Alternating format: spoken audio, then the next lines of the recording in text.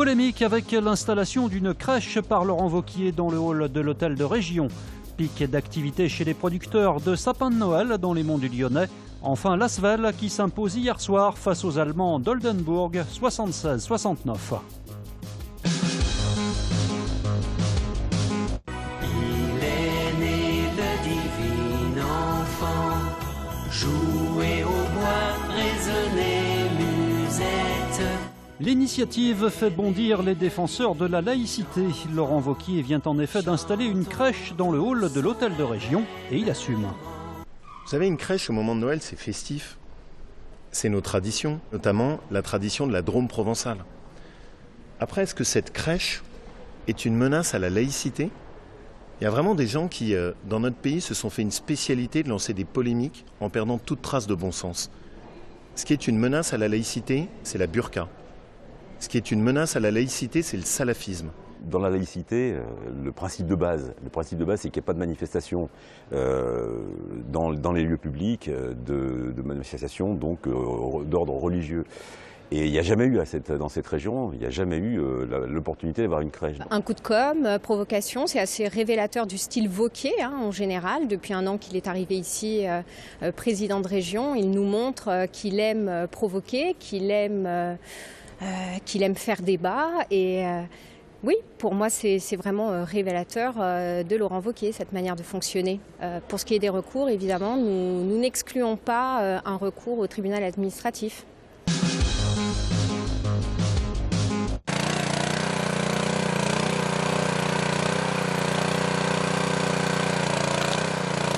C'est la course chez ce pépiniériste de Chaponneau. Il produit chaque année 10 000 sapins pour Noël, des Normann à 80%, des épicéas pour le reste. Le sapin, il est planté au mois de mars. Du mois de janvier au mois de février, il est retaillé pour être reformé en cas de déformation du sapin. L'été, il est entretenu pour éviter que l'herbe pousse dans les arbres pour le déformer.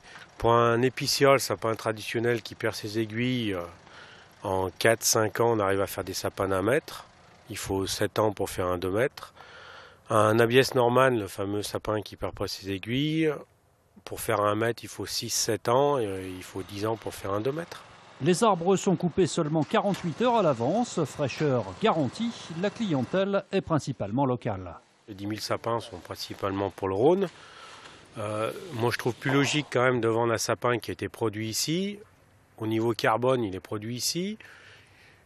Pour le transport, il n'a aucun impact, alors qu'un sapin qui vient du Danemark, il a quand même fait 2500 km pour venir chez vous. Aujourd'hui, c'est un concours de beauté, je veux dire, il faut être clair. Alors, c'est des petites différences qui sont sur l'état d'engraissement, un petit peu les défauts sur la peau, les défauts sur le plumage. Ouverture hier à Montrevel dans l'un des 58e Glorieuses de Bresse, célèbre concours qui distingue les plus belles volailles pour les tables de fête. C'est l'élevage de Jean-Michel Sibel qui s'est illustré dans la catégorie reine, celle des chapons. On est plusieurs éleveurs à vouloir avoir ce fameux Grand Prix d'honneur en 4 chapons. Donc ce qui fait qu'on s'applique du mieux possible et quand on y arrive, on est forcément satisfait. La différence est minime, c'est un peu de la préparation, c'est sur de la préparation, sur des petits détails, un point par-ci, un point par-là, l'homogénéité du lot, ça tient à pas grand-chose. Ces volailles d'exception peuvent atteindre 150 € pièce. Cette année, les candidats au Bocuse d'Or auront le privilège de travailler ces produits. La volaille de Bresse reste une référence en termes de concours. Esthétiquement, ça peut faire de belles présentations.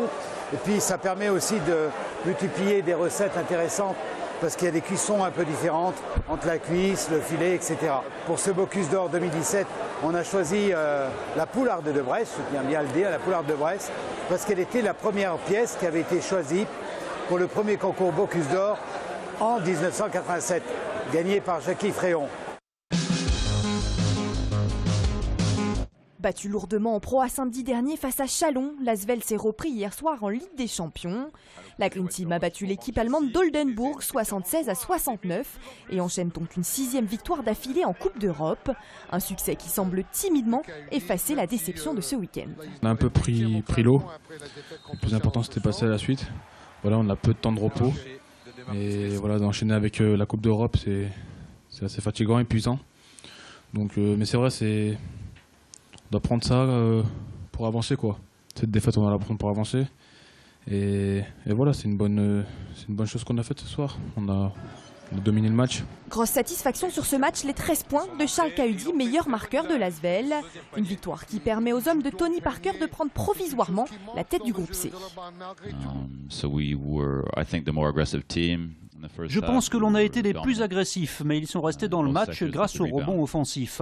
C'était un match difficile, mais nous avons fait du bon boulot. On a bien contrôlé le tempo et perdu peu de ballons.